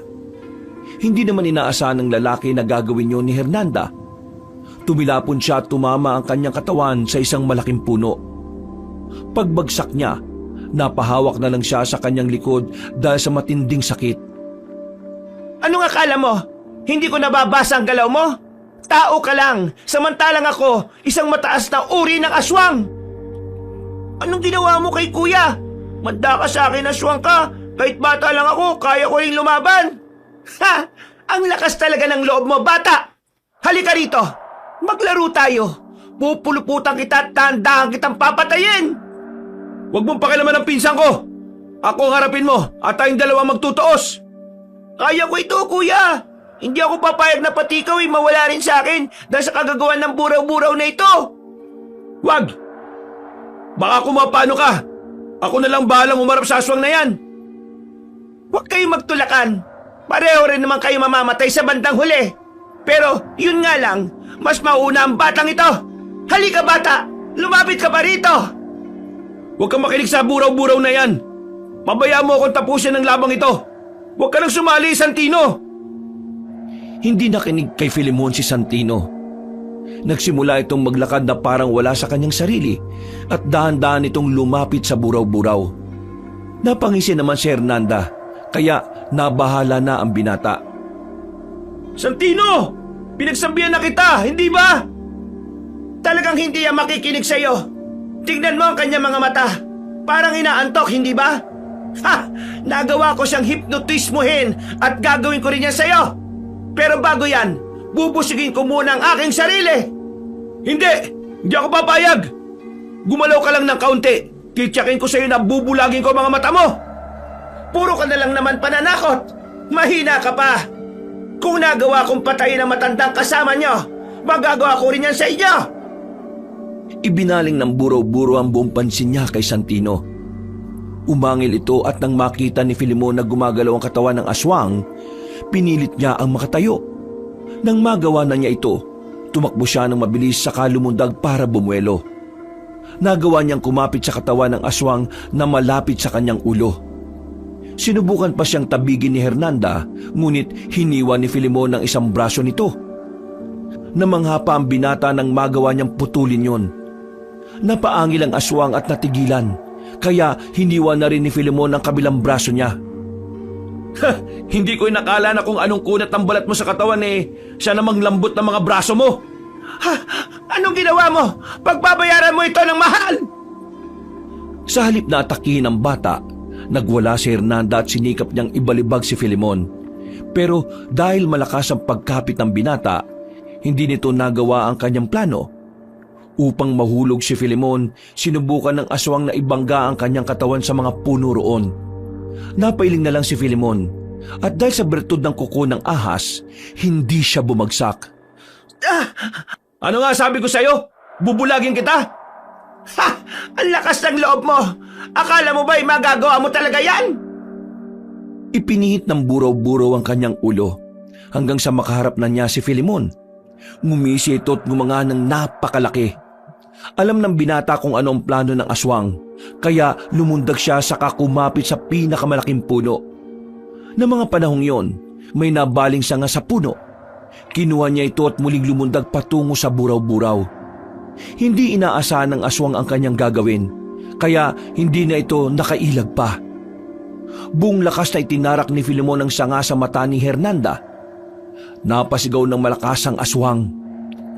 Dahil sa matinding galit niya, hinambalos niya ng kanyang buntot si Filemon, kaya nahulog ito sa lupa. Nagwala naman ang aswang, dahil hindi niya magawang hugutin ang sangang nakatarak sa kanyang mga mata, dahil nga wala na ang kanyang dalawang mga kamay. Kapag sinabi ko, gagawin ko. Ngayong isa na lang ang mata mo, magiging limitado na rin ang paningin mo. Teka, Santino, ayos ka lang ba? Oo, kuya. Ano ba nangyari? Bakit parang nakalutang lang ako kanina? May ginawa sa iyo ang buraw-buraw. Hindi bale, nakawala ka na sa kanyang salamangka. Sige na, doon ka na muna sa gilid at may tatapusin akong gulo rito. Sige, Kuya Filemon. At nakawala na pala yung batang yan sa aking hipnotismo, ha? Pakialamero ka talaga. Humanda ka. Dudurugin ko rin ang mga mata mo. Nagdududa na ako sa kakayahan mo Hindi mo magagawa yan dahil ang totoo, mahina ka pala. Hindi sumagot ang buraw-buraw. Humarap siya kay Filemon at napaangil. Alam ng binatang sobra na ang galit ng aswang sa kanya. Kaya inihanda niya ang kanyang punyal at naghintay ng tamang pagkakataon. Nang yumuko ng bahagya ang aswang upang atakihin siya, biglang kumapit si Filemon sa sangang nakatarak sa mata ng aswang. Mas lalo pang nagwala ito, kaya napalambitin ng binata. Tingnan mo kung ano ang ginawa mo sa akin! Binulag mo ang isang mata ko! Dapat lang yan sa mga kagaya mo. Pero alam mo kung ano ang mas karapat-dapat sa'yo? Mamatay! Nang maramdaman ni Filemon na malapit na siyang mahulog, sinubukan niyang lumundag patungo sa katawan ng aswang. Kumapit siya rito at sinikap na huwag mahulog. Nagwala ulit ang buraw-buraw at sinubukan niyang kagatin si Filemon. Pero hindi niya ito maabot dahil sa sangang nakatarak sa kanyang mga mata. Nang mga panahong yon, itinaas ng binata ang kamay niya na may hawak ng punyal at sinikap na itarak yon sa liig ng buraw-buraw. Naging panay naman ang iling ng aswang, kaya hindi ito nagawang sugatan ni Filemon. Akala mo ba papayag ako sa binabalak mo? Kahit na anong gawin mo, alam kong unti-unti ka nang nangihina. Ilang sandali na lang, magagawa na kitang pugutan ng ulo. At paano ka naman nakakasiguro magagawa mo yan? Alam kong may takot pang naiiwan dyan sa loob ng puso mo. At ako ang dahilan yan. Nagkakamali ka. Kung may natitira man dito sa puso ko, yun ay galit. Galit sa'yo at sa mga kagaya mong aswang. Kung hindi dahil sa inyo, buhay pa sana ang tiyuhin ko. Wala akong pakialam sa kanya. At pati na rin sa iba pa naming naging biktima. Mahihina sila. At kapag mahihina, nagiging pagkain lang namin. Talagang wala kang awa. Hindi ka na dapat ang buhayin pa. At kayo, nararapat din kayong maging pagkain ko. Kaya humanda ka, binata. Ikaw at ang batang kasama mo ay magiging patawid gutom ko. Hindi ko papayagang mangyari yan. Pagkawikan ni Filemon, buong tapang siyang lumundag ulit patungo sa sanga ng puno na nakatarak sa mata ng aswang. Pagkakapit niya roon, naging mahina ang pagkakakapit ng sanga. at nakaamba na itong mahulog. Wala nang nagawa si Filemon kundi ang sumugal. Lumundag ulit siya at dahil sa biglaang ginawa niya, hindi nakapaganda ang buraw-buraw. Nagawang maabot ng binata ang liig ng aswang at bago pa man siya nito kagatin, buong lakas niyang itinarak ang kanyang punyal doon. Kasunod nito, ginilitan niya ang lalamunan ng aswang. Nagwala si Hernanda at sinubukan nitong manlaban pa. Pero dahil sa paggugot niya ng lakas, bumulwak ang dugo sa kanyang lalamunan. Kasabay ng pagbagsak ng aswang sa lupa, lumapag na rin si Filemon. Ano kuya? Tapos na ba yan? Patay na ba ang buraw-buraw na yan? Hindi ako sigurado, Santino. Sandali, lalapitan ko siya. Kailangan hindi na siya mabuhay pa ulit para tuluyan na tayo maging ligtas. Tama ka kuya.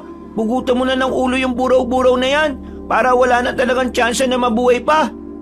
At talagang yan ang gagawin ko. Kapag sigurado na akong patay na ang aswang na ito, maaari ka nang lumapit dito. Sandali lang. Nilapitan ni Filemon ang buraw-buraw. Nung makita niyang bahagya pang gumagalaw ang katawan nito, napailing siya. Nilapitan niya ang ulo ng aswang at walang pagdadalawang isip na pinugot ito. Napailing na lang siya nang makita ang durog na mata ng aswang. Ngayon, tsak na akong wala ng ibang taong magiging biktima. Kulang pa sana ang pagpugot ko sa ulo ng buraw-buraw na ito eh. Pero ito lang ang aking magagawa para maipagiganti ang mga biktima. Lalo na si Tio Nicasio. Kuya, ang galing mong makipaglaban. Hindi ko akalain kaya mong patayin ng ganun lang ang buraw-buraw.